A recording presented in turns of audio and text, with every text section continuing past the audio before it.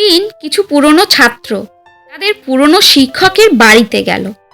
ছাত্ররা সবাই নিজেদের জীবনে প্রতিষ্ঠিত।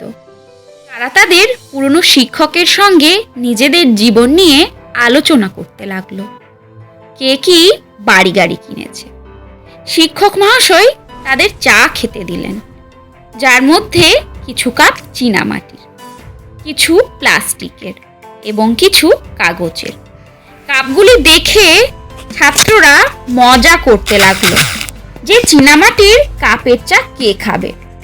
এই নিয়ে অনেক মজা হলো। কেউ বলল, দেখা করার কথা আমি বলেছিলাম, তাই চীনামাটির কাপে চা আমি খাবো।